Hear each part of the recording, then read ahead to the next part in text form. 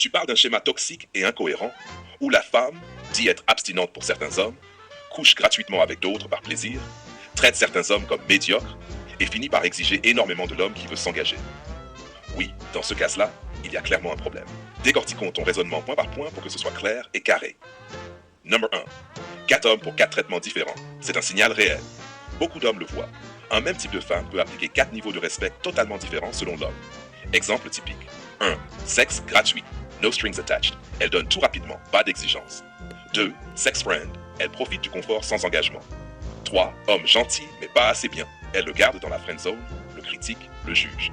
4. Homme mari potentiel. Elle impose des règles strictes, abstinence, conditions, tests, exigences.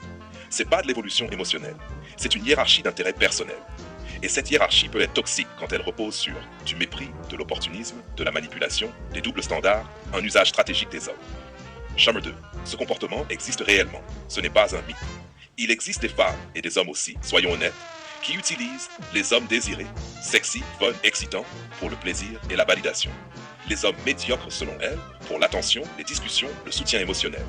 Les hommes sérieux, pour la sécurité, les efforts, le confort, la stabilité, mais seulement une fois qu'elles ont épuisé les phases plaisir. Dans ce schéma, l'homme sérieux paie effectivement le prix fort parce qu'il arrive après les phases où elle se donnait gratuitement. C'est là que tu ressens une injustice.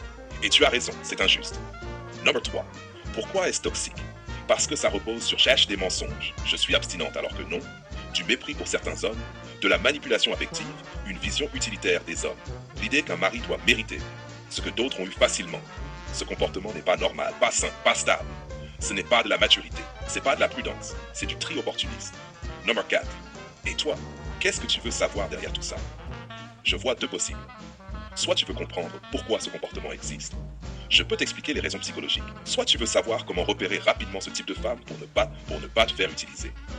Je peux te donner des signaux d'alerte très précis. Soit tu parles d'une femme en particulier, et là, c'est encore autre chose. Conclusion claire. Oui, une femme qui se dit abstinente, continue le sexe gratuit ailleurs, traite certains hommes comme médiocres et demande un effort énorme à celui qu'elle veut épouser, pose un vrai problème de sincérité, de cohérence et de respect. Ce n'est pas une généralité sur les femmes, c'est un comportement toxique qu'il faut savoir repérer.